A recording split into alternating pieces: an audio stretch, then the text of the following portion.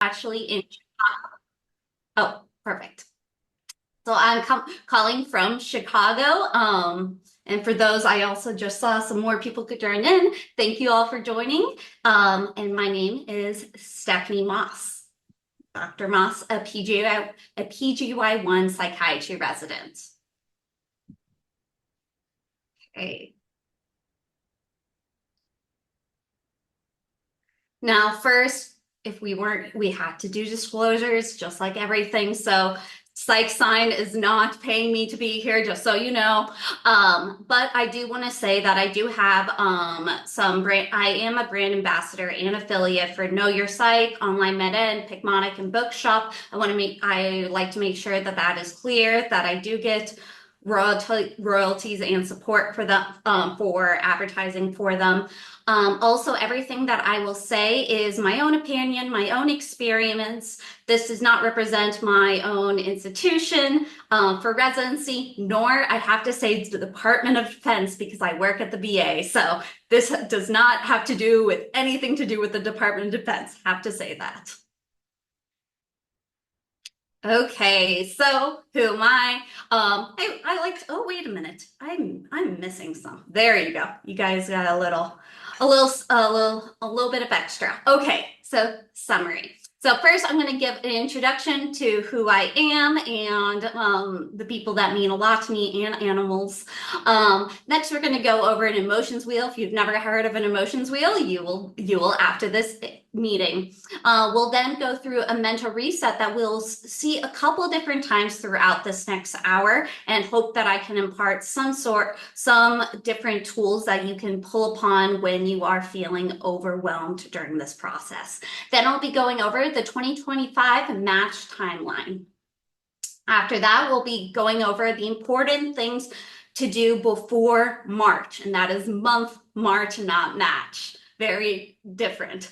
And we'll be talking about, oh, I'm just going to move my meeting chat. We'll be talking about support systems, how to really take hold of them, how to go through the rank list, the important things to write down and to take note when you're trying to decide which programs to rank in what order. Next, we're going to talk about the what ifs and what happens if you're the only one or only have one. I'll talk more about that later. Next, we're going to talk about what's in your control and what's out of your control. We'll talk about the bad day checklist that I hope that you can all develop before you actually have those bad days. And we'll be discussing the rainbow of tolerance. And we'll be finishing off of the best advice that I've received from people above me. So hopefully you stay till the very end. That's my little tidbit. I won't give you the best advice till the very end to make sure that you stay. And then of course we'll do a mental reset. If you don't know, does anyone know the name? I'll put does anyone in the chat know who that is? The little pygmy hippo. I'll let you think about it. It's my husband's favorite. That's big. Thank you, Sebastian. Mudang. Okay, so these are the organisms and or like my husband would say, creatures that mean the most to me. The husky, her name is Midnight. Eclipse is my German Shepherd. My husband, Jonah Moss, he's a PGY2 resident. He's currently on stroke, so he will be busy tonight. And then, yeah, those three mean the most to me. Okay. Okay.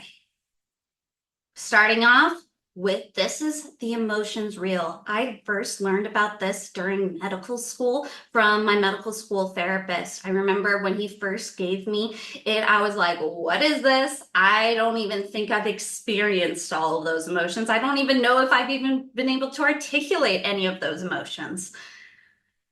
So look at the emotion. You can start in the middle, starting with the big 6 emotions, and then you can go on the outside and the outside. Just think about how are you feeling right now? You can either, if you want to, you can put it in the chat, or you can even, I know I know we've all used Zoom. Yeah, here it is. Or you can annotate, put a star or a circle where you are. I'm going to put my annotate. I'm going to choose a check mark. Ooh, no, I'm going to use a heart. So I'm going to put,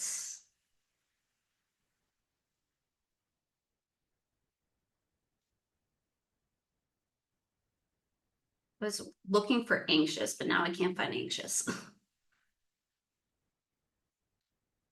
I'm thankful because I'm here. A little overwhelmed. And eager. Awesome. You should be able to remove those. Okay. Awesome. Anxious. Yep. Okay, why can I not move? Ah, mouse. Okay. Gave my little cursor. Okay. Thank you for so much for looking at that emotions wheel. Oh, I want to erase all those. Clear so we don't have little hearts everywhere. Okay, perfect. So mental reset. These are my 3 most favorite somatic movement and breathing exercises. We're going to choose, we're going to do 3 of them at different points during this presentation. So we're going to start with the heart rate focused breathing. So you are all medical students here. Choose your heart rate. That can be, of course, on the arm, on the neck, hand on the chest. You can get really fancy behind your knee, whatever you want. What we're going to do is you're going to really be able to focus in on your heart rate, and you want to take 4 breaths. You're going to take a breath and count 4 heartbeats. So breathe in 4 heartbeats, breathe out 4 heartbeats.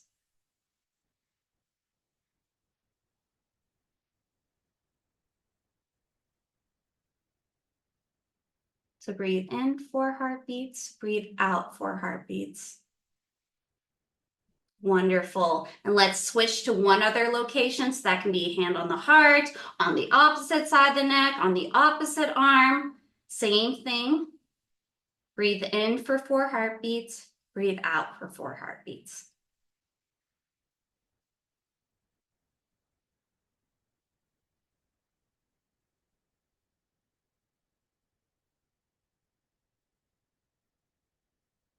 Awesome. Thank you so much for doing that with me. Why are we not clearing? They're all drawings. Perfect. Okay. Hopefully that was helpful. We'll get to the other ones later on. Okay. I did that on purpose because I knew that this gets stressful. So hopefully you're now a little bit more in control of your body and control of your heart rate, using more of your frontal cortex instead of your amygdala. Let's start off. Okay, January 31st. So if hopefully you're here because you're applying and you're currently in the Match 2025 cycle. If you haven't already, make sure you put it on your calendar. These are going to be all the important dates that you need to know. Starting off with January 31st. That's the deadline to register online for the Match and SOAP system. Yes, it is different than NRMP. I was very confused with that when I was in your position, and so they're 2 separate sites, and I think you even have to pay like again. Okay, February 3rd is the date that ranking site opens. So after you register on February 3rd, you'll actually be able to go in and start putting programs in a list based on your ranking. And please, at any point, if you have any questions, please write them down in the chat. Okay, end of February.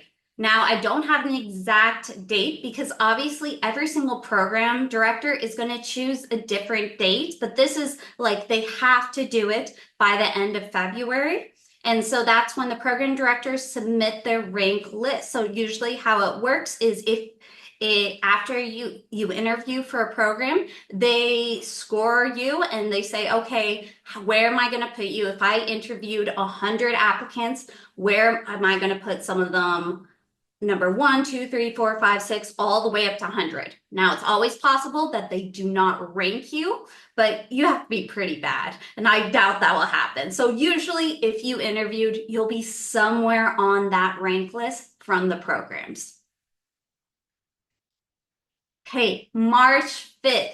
This is when the rank list closes at 9 p.m. Eastern time. So make sure you have that on your calendar. Make sure you have your timers on. I always recommend that you, just like for when you submitted your application, you want to make sure you do this hours, if not days before the March 5th deadline, because we're talking about thousands of people going through the match and submitting. We don't want something to go wrong, the website go down, or your internet go down.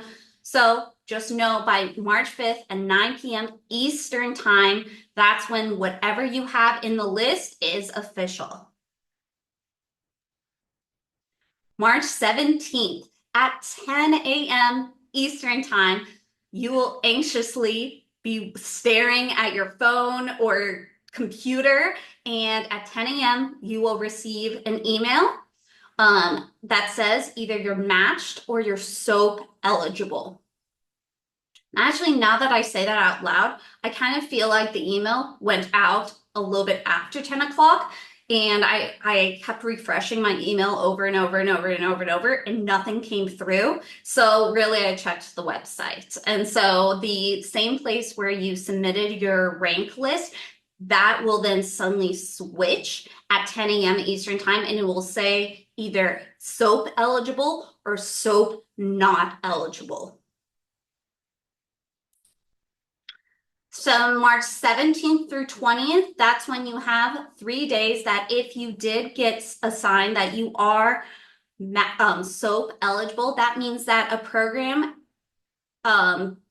really it's a computer system, did not rank you up, because you have your list, 1, 2, 3, 4, 5, all the programs you have, and then each program is going to go through and put you somewhere on that list. And then a computer program matches you to a program. And I believe, I'm not 100%, but I think from what I remember last year, they did mention that they will always prioritize the individual, so you as the applicant. So let's say you are number 1, the computer will try to put it at your number 1 until that place is filled.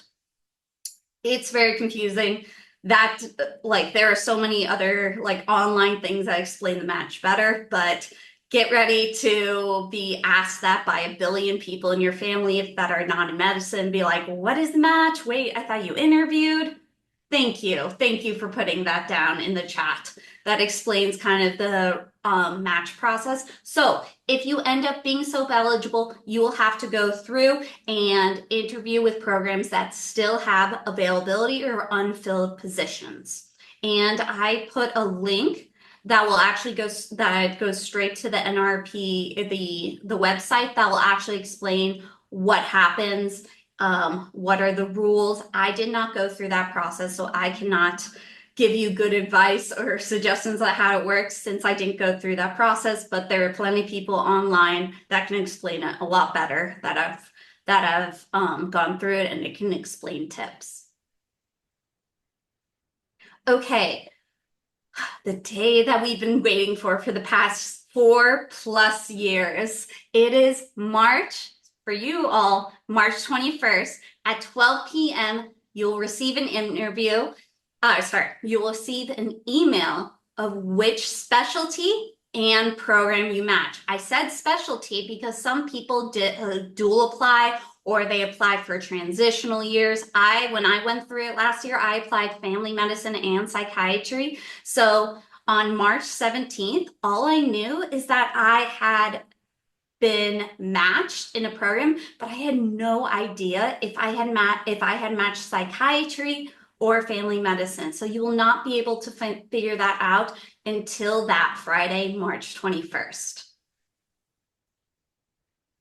Then from the middle, and then you have from that time period, March 21st, if you're still in medical school, you'll graduate at some point, and you kind of have off and we'll talk about what to do during that time, all the way until middle of June, July 1st. Every single program has a specific different date of starting and different date on when they do orientation, but the majority of programs start at least you start getting paid on July, or you start actually working on July 1st.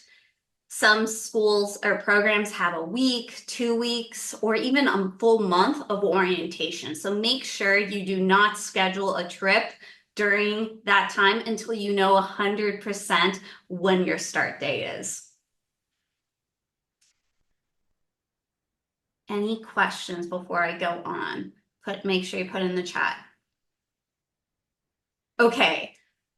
Going to pre-March, and that doesn't say pre-match. This is pre-March. So what should you do before pre-March? So I put March because that is when I want you to do this all before the programs submit their own list. For example, letter of intent. So a lot of people have heard about letter of intent versus letter of interest. To explain that, letter of interest is what you're sending right now, or hopefully have already sent a program saying, hey, remember, look at me, look at my application, please, please, please, please give me an interview. That's that one. Letter of intent is where you submit in January or February to just your top 3. Some people do top only the #1 program. And I remember last year there was a lot of debate between saying top versus numbered. What I ended up determining for myself is I didn't feel right saying #1, 2, 3 to a program because I didn't want to let them know that they were my second place or third place. So for my #1, I did say to the program director, you are my #1 program. And then for my second and third, I said, you are my top program. There was something really important to that. Oh, the reason we don't say second and third is because they do talk. Especially, we're talking about smaller, like in the same city. I applied to all the ones in Chicago, and I know all the program directors talk and know each other. I remember when my husband, he almost did neurosurgery before he did neurology. And one of the things that his advisor told him, that was a neurosurgeon, they said that sometimes they even were calling up each other and being like, hey, what did you think of this? What did you think of this candidate? Oh, I want that one. How about you take that one? Who knows if it happens for other specialties, but that happened for neurosurgery at least 2 or 3 years ago. So something to keep in mind, that you don't want to lie. You don't want to say you don't want to send you are my #1 to multiple programs, because there's always a possibility they will talk or they will communicate. Okay. Also, connect with current and previous residents. Hopefully you did meet some residents during your interview, and hopefully they gave you their email. That is the perfect time to send follow-up questions when you're comparing programs, any comments that you didn't ask them before. Residents are not bound by the same rules as program directors, that they cannot have communication with interviewees. So as residents, I can talk to people who are currently interviewing, and it doesn't matter. I'm not going, it will not impact your placement unless I get a really, really maybe disrespectful vibe. And I could always tell my program director, hey, this applicant, they were very disrespectful. Who knows if that would impact us? So make sure you are always still respectful and kind. But I do want to provide that information to reach out to them. That's why we're here. We want to help you, especially if we want you as part of our program. We want to make sure you make an informed decision. And in the chat, people have put in explaining SOAP. So thank you so much for sharing that. If you still, there is a question on if Match and Soap is the same platform. I believe so, but there is more information in the chat. Okay. Also, to do pre-March or in March timeline is make sure you have all credits accounted for graduation. This happened to a couple individuals that I know that because step 2, step 1, COVID, leaves of absences, so much stuff was going on that your schedule kept moving around with interviews, and you might not have the correct credits to graduate. So make sure you talk to your school advisor, or just make sure that this time comes around, because I think at least my school, we graduated in like end of April, so that's like a month before this point. So you do not want to miss your graduation date. Okay, the next thing that I'm going to go over is something that will be very useful to create during this time before you need it. So this is building out your support system. So I will make sure to share these. But the important thing is to figure out who are you going to be able to reach out and trust, who's going to provide you support, not going to provide you so much stress and anxiety about Match, just will truly just care about who you are, and will be able to, you can either cry with them, you can express your feelings, you can call them anytime.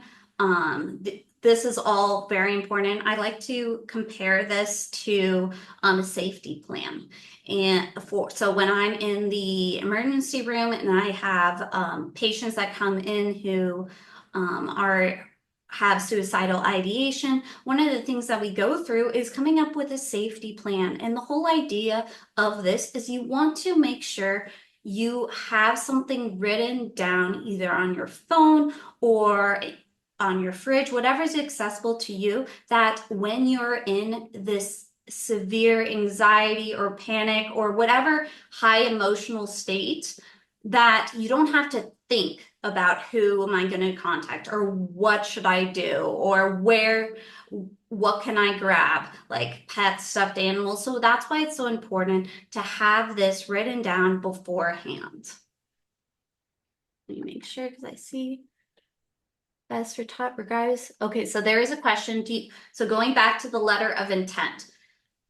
I think the letter of intent is a safe bet for top programs, regardless of their instructions post IB. Okay, so I understand what you're saying. Post interview communication means they, as programs, are not allowed to contact you and are not allowed to respond to emails.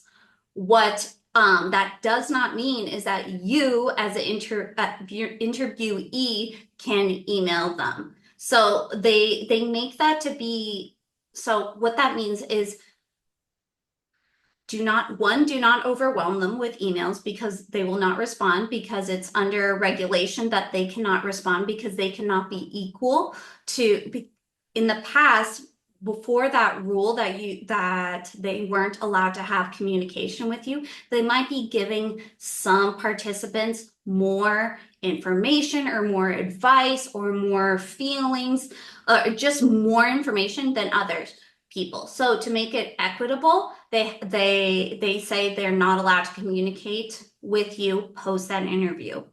So hopefully that makes sense, because I remember that was confusing of because they say that over and over, no post interview communication, but it means on their end. And then there's a question about some people have told that person that programs can say they are functionally matched, or that you are their number one. No, that's not correct. They can say whatever they want. It does not mean anything. I will give an example. I had a program that did not follow the post-interview communication and emailed me saying they were really excited. They hope that I rank them high. And I got personally very excited. I was like, oh my God, I got like, maybe this means that they're going to rank me high. Maybe I should rank them high. And then as I started communicating with other people that I knew also interviewed in that program, there was an idea that that program director had just sent it out to everyone. So it's not 100%. Don't trust them. Program directors can say whatever they want. That example is I talked to individuals who are waiting for interviews. And when I applied for my sub-I met individually with a program director and they accepted me for the sub-I and I met individually with him and he said that he would be very excited to interview me. And then I submitted my application and almost immediately got a rejection. So, example, they can say whatever they want. It's not true. Hopefully that helps. Also, I like to put a plug in. I put Dr. Moss support group because I realized that there's not really a space where individuals are able to share their emotions, share their different struggles in medical school openly. There is Reddit, there is social media. So since I've been working with so many students, I created support groups. Specifically, it's mostly for individuals who have had struggles during medical school, whether that's leave of absence, failures, because I feel like that is the areas where there's not a lot, if any, other support groups. So if that is of interest to you, or maybe you got through those challenges before, it would be amazing to have you a part of our support group, especially as you go through a journey. It'll be helpful to give support back to the current medical students that are still going through it. So you can always email me if you're interested to join that. And I'll have my email at the end of the presentation. Okay. Ranking programs, one of the most commonly asked questions. How do I rank these programs? There's going to be a lot of advice, a lot of different individuals that say a lot of different math they might create. And I try to take all of them with a grain of salt, as you should take my information with a grain of salt. But I've kind of accumulated, these are the most common things these are the commonalities that I kept saying over and over and helped me rank my own programs and hopefully will help you. First, did I get an odd feeling or any red flags at the interview? Next, where would I be most happy? So if I were to wake up and find out that I matched with this program, would I be happy? Or after one day, or would I still be happy for multiple years?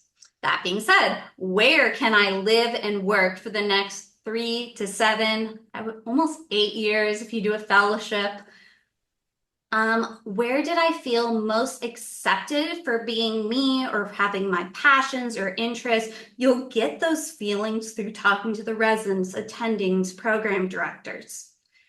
And then if you dual applied, what specialty would I want to practice for the rest of my life? For me, this was a question that I kept coming back to literally up until the week that rank lists were placed or submitted, because like I said, I dual applied. So I was like, okay, do I do the distance? And so I had to weigh. And for me, I determined to rank all my psychiatry programs first and family medicine down below because I was more passionate about being a psychiatrist. Everyone is going to see different things. So top big 4, location. So there was a reason you put in the ERAS where you want to live. This is your time. This is time to think about cities, states, politics, green, all of the things, family support, activities. all those informations. Next, you're going to hear bubbles. I do not know why they're bubbles. Specialty. We already talked about that. Psychiatry, family medicine, surgery, OB-GYN, whatever it is. If you dual applied or triple applied, those are considerations you have to have.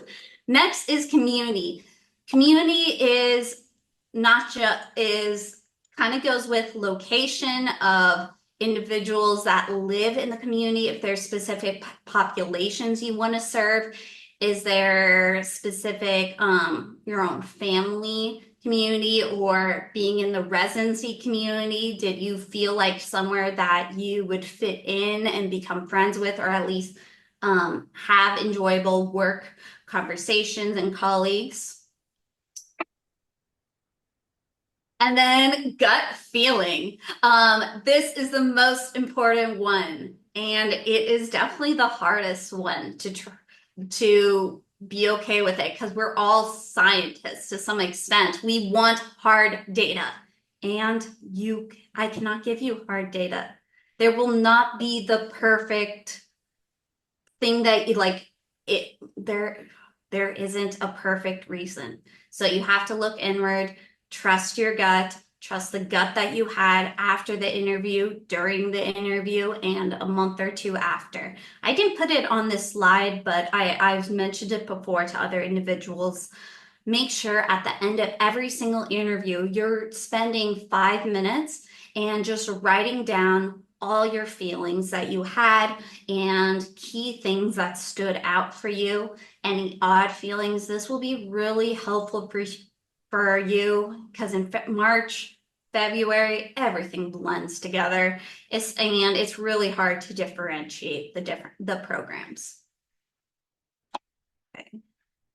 And then important. Perfect. These are the important things you need to know.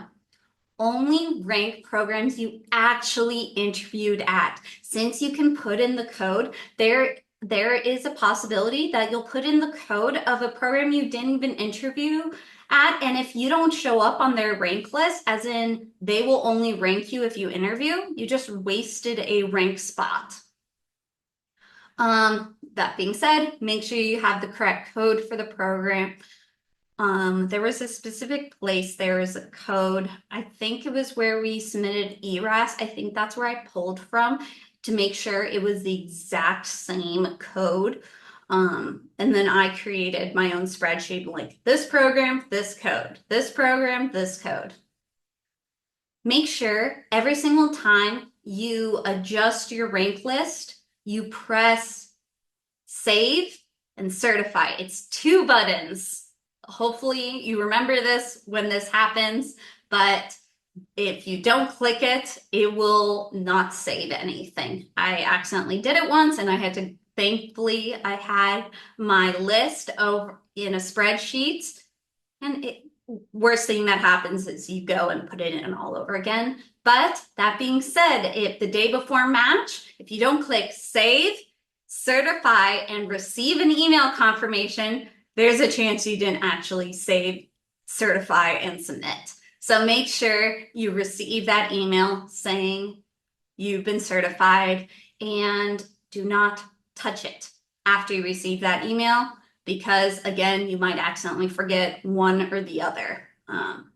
That will be a lot of stress of waiting after you click of like, did I actually click save and certify? Did I receive the email? But as long as you remember those 3, save, certify, email, you'll be good. Perfect.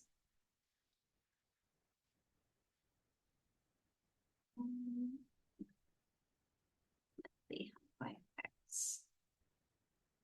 There it is. And please put in the chat if I said anything that's too confusing or you have any questions. Okay, the what ifs. If you haven't had this thought in your mind, lucky, but it's going to happen at some point. Just get ready for it to happen. What if I don't match? What if I have to soap? What if the world ends? All the what ifs that will exist will come to your mind. And so These are the best quotes that I could find to deal with the what ifs. It's, you know what? It will happen. Don't watch the clock. Do not, like, yes, you can wait and tick the days and the minutes and the times until you match, but don't, make sure you're not becoming obsessed with with all those what ifs and there's the time because you're going to get more and more anxious. And then when you do think of those what ifs, think back to all the things that you've been able to overcome. Getting into medical school. Think back 4+ years ago. You didn't think you were going to get into a medical school. If you did, okay. But or like if you didn't ever believe that, okay, lucky you. But most of us were fearful that we wouldn't get into medical school or wouldn't get an interview. Some of you, like myself, have failed an exam, whether if that was a board exam, whether if that was STEP, COMLEX, MCAT, but you're here at this point. That means that you were able to get through it and be able to pass eventually. So every single time those what ifs come and haunt your brain, I want you to think back to all the things that you have overcome. I remember that, again, I'm going to bring my therapist. My therapist had me write a list on my phone of all the things that I've been able to overcome and challenges. And so every single time I felt those what ifs, I would pull up that on my phone and be like, okay, I made it over that. I made it over that hill. I made it over that hill. So it helped me feel more confident. Okay. Mental reset.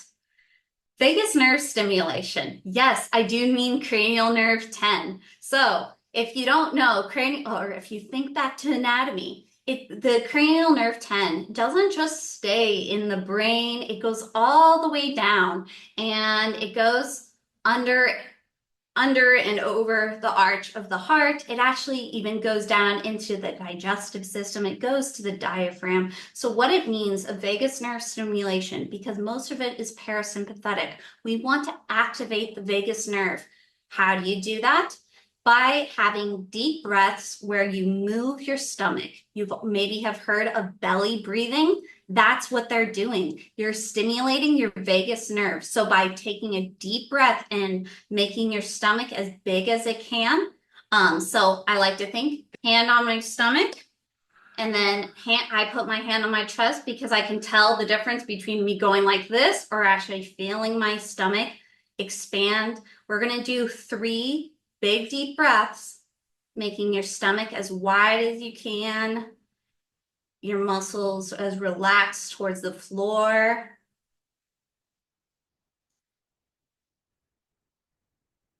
In through your nose and out through your mouth.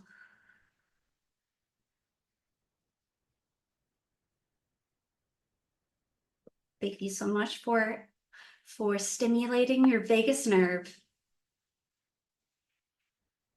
Okay. Only one. There are 2 different things that I think about when I say this. You only need one to match. That means you only need one interview. You only need one program to accept you. Same thing if you do get to SOAP, you only need one program to choose you. Only one. You're not the only one struggling. I know it seems like it, especially when you're going through those days of ups and downs. Everyone who's going through MASH 2025 is also experiencing some distress. Maybe it's not as, maybe they're not vocal about it. Maybe you don't see it, but maybe it's not today. But at some point, every single one of you is going to have some distress or struggle about this process. So you're not the only one. So how do we manage all those struggles and emotions? What is in your control versus what is not in your control?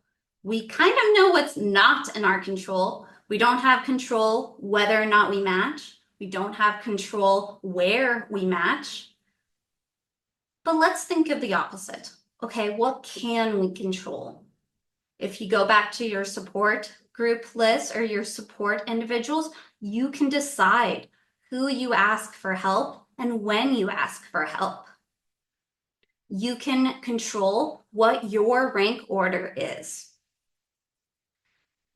You can also control what you do today, and we'll get to that in a little bit of what are different things you can do during this time period.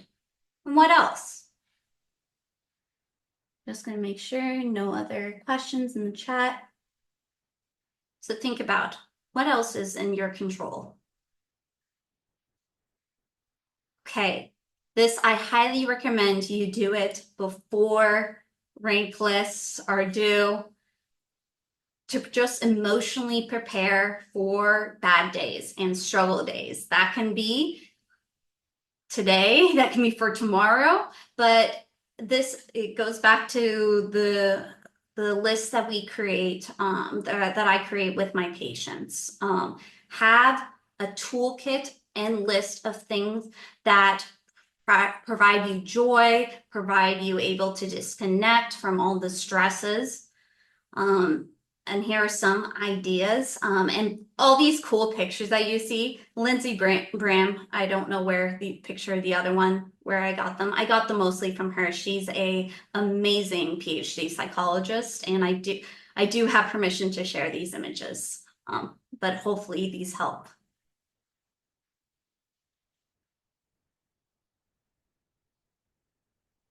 Okay.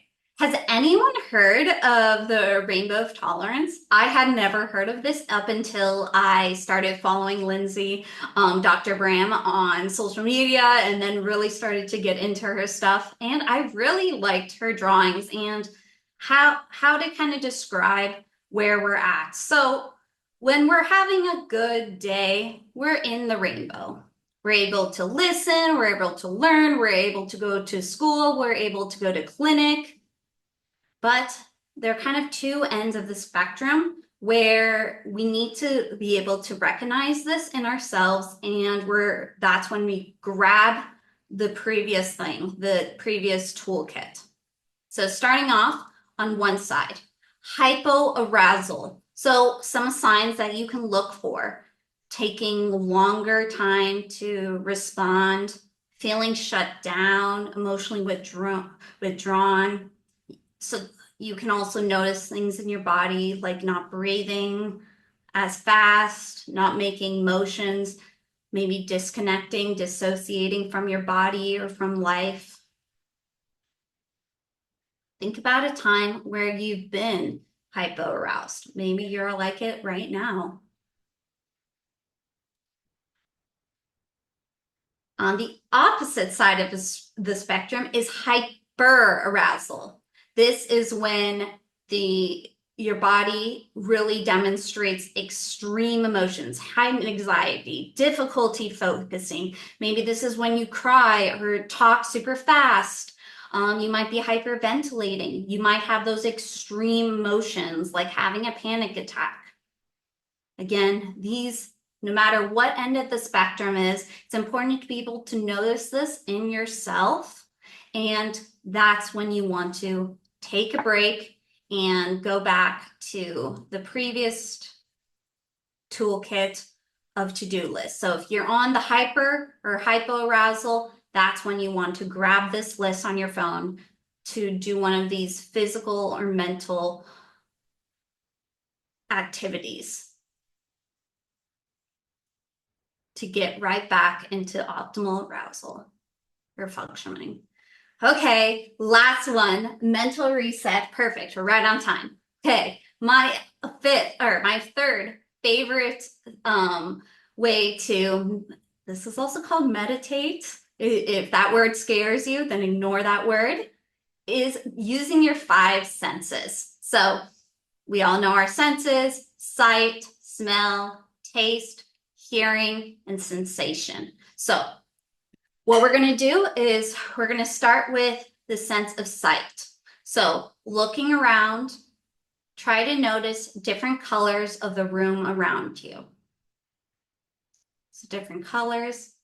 If you don't like colors, you can also do shapes like round, square.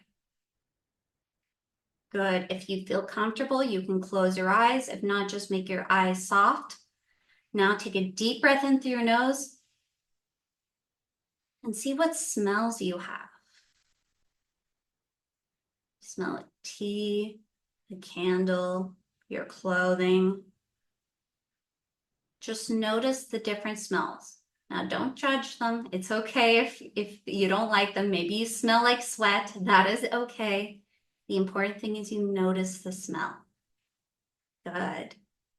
Now open up your mouth ever so slightly, and this time take a breath through your mouth and taste. Focus on all your taste buds.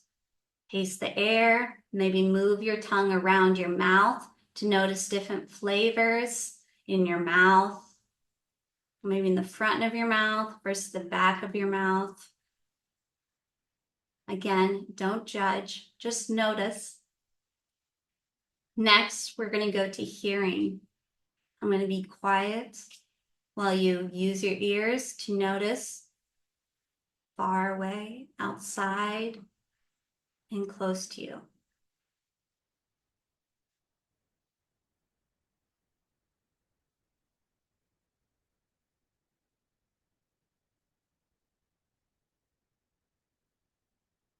If you're in Chicago, you might be hearing the wind. That's what I'm hearing. Next, sense of feeling. So I want you to take notice of your seat, different parts of your body, sitting in your chair or laying on your couch. Want to take notice of the clothing on your arms, on your stomach, on your legs. Notice if you have hair. See if you can feel the hair of your skin on your head. Good. We're going to go backwards now. Now we're going to go taste.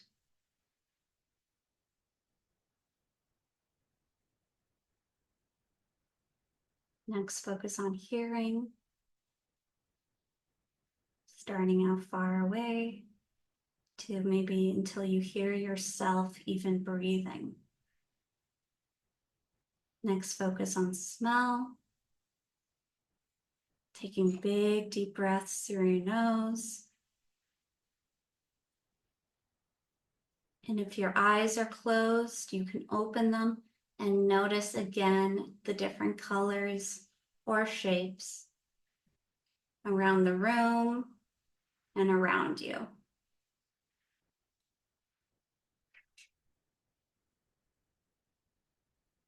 Thank you so much for doing that mental reset. So those are the three of my favorite. I'm sure you have more, but hopefully those three are another thing in your tool chest that you can put to be able to reset. Okay, hobbies. Remember what those are? I doubt you do. If you do, then great. But I do remember that we kind of like forgot our hobbies.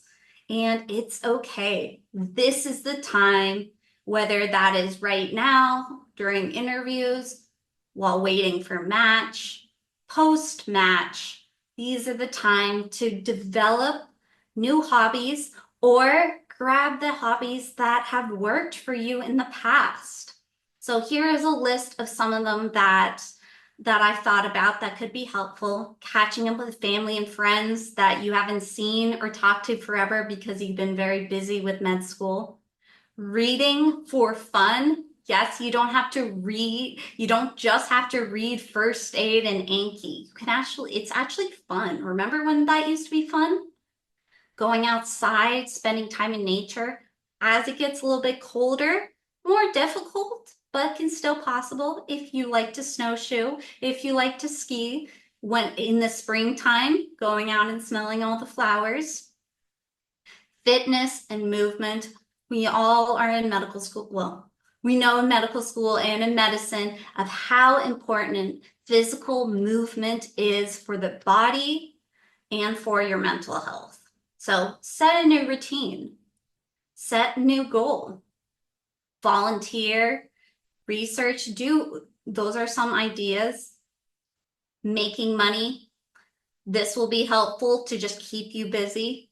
Dog sitting, babysitting, nannying, anything that keeps you busy.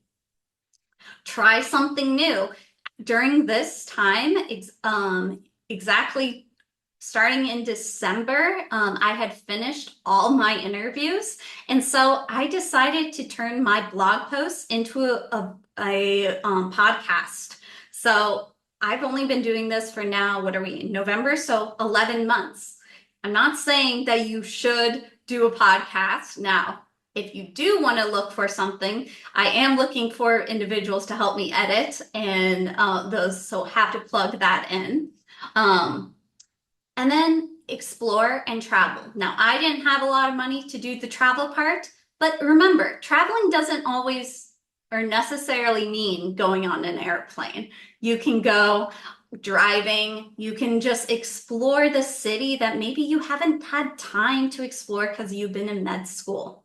Also, I like to remind people, if you don't know, if you're taking out school loans, your student loans can be, or federal student loans can be increased for 2 plane tickets a year going there and back to your family.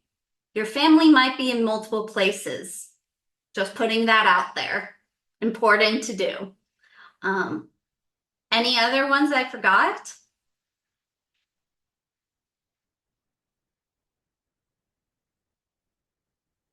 No, I didn't put a questions part, but we're 5 minutes early. So this works. You got this. I know it's hard, but you've gone through so much before in the past. So I guarantee you'll get through this no matter the outcome. You will get through this. So don't give up. Find a support group, whatever that is. Make sure you create a toolkit or a list of things that make you feel happy and whole, and make sure to pull those out whenever you're either hypo aroused or hyper aroused. Please let me know. If you have any questions or anything I can add in for if I do this presentation again. I also, if you're still interviewing, which I'm guessing most of you are, I do have a recent, just this weekend, I posted a mock interview for psychiatry. So if you're applying psychiatry, but I've also published mock interviews that are timed recording. So like a question, and then there's a little clock with a minute at a time for internal medicine, family medicine, DOs. So hopefully that helps you. And yeah, thank you so much for being here. And yeah, please put in the chat if you have any question. Oh, I'm so sorry I missed one of them. Can you save and certify only once? No, you can save and certify it as many times as you want. Really great question. Make sure every single time you change one of your programs in a different order, you save and certify, because it will go back to what the previous one was, or it'll disappear. Just want to clarify. Yeah, just click and certify every time I change the list. Yes. So the second one, every single time you change the list, save, certify. Yes. Any other questions or things I can help? When do you need to submit your letter of intent for number 1 by? Very good question. So programs have till the end of February to submit their list. Usually they're interviewing through January. So that's probably one, I would say, if February 1st hits and you haven't submitted it yet, make sure you start submitting them, because you want to give them the time to see the email and for them to know that you're very, very, very, very interested. Um, Now, I did receive this question from an individual earlier today asking about when is the latest they can send out interviews. And there are some programs that do send out interviews end of January and February. However, those end up being the ones that people have like canceled their interviews. So those have come out, but they're less likely. And it can be new programs. So there, sometimes programs just become like allowed or certified to become residency programs, but they don't become available for the ERAS back in September or October. And so whenever they get allowed to submit interviews, they send them out. I remember my year, actually the year before my year, the year of my husband's year, there was a family medicine program in Chicago that a couple weeks before they were supposed to submit their rank list, they got accepted programs. So they quickly put out like a message, be like, hey, if you're still looking for interviews, we would love to interview you. And so that was an option. Any other questions?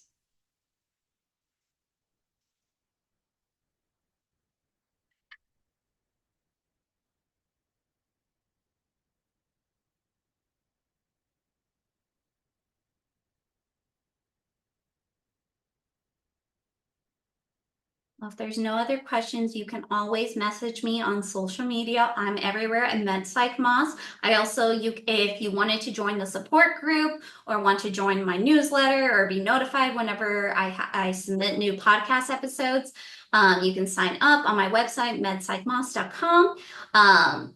And on YouTube, it's Patient Dr. Moss, but it's Life as a Patient Doctor, where I interview other med students, doctors, healthcare professionals that share the humanity within medicine. And I also provide advice on my own journey in residency and different struggles for med students. So hopefully hopefully those are helpful for you. And thank you all so much for joining in today. It was really nice to see so many people that joined.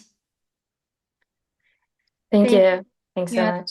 Thank you, Dr. Dr. Moss, I'm gonna I actually have had a last minute question. Please. That's okay. It's a little bit broad. First off, thank you for your presentation. It's very helpful.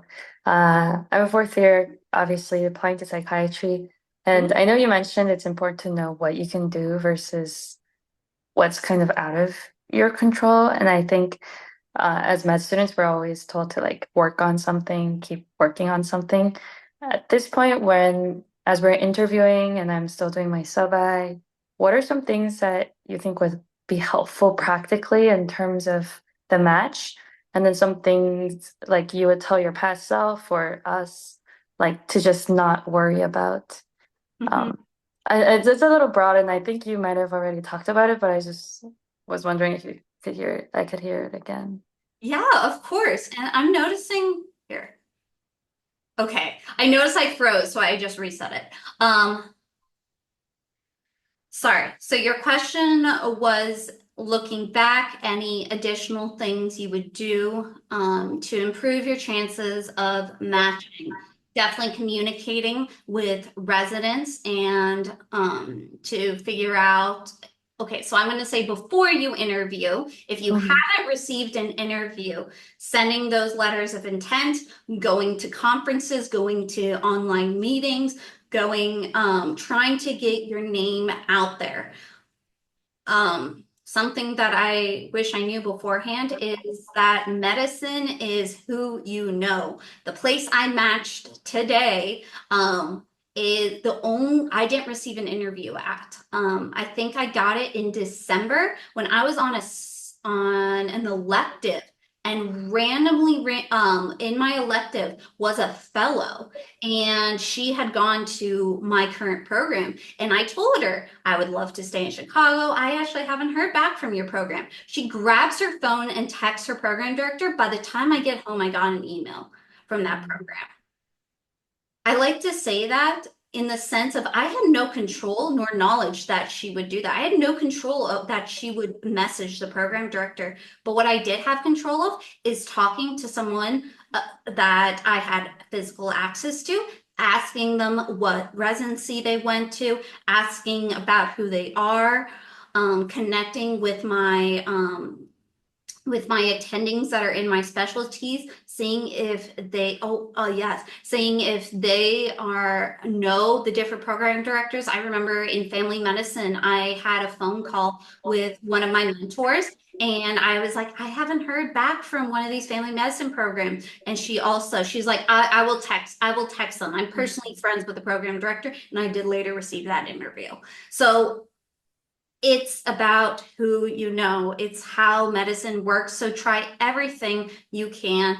Contacting your letter writers, saying that you still haven't heard back. All they can do is put in an email, a text, or a phone number. Don't ask them to do it. Just Mhm. say that you're still waiting for an interview. Got it, got it. Get better. Just communicate. Well done. Got it. Thank you. Yeah, good Very luck. helpful. Thanks so much. Thanks for today. Of course. Okay, thank you so much, Dr. Moss. I'm going to stop the recording now and then we'll chat. Sounds good.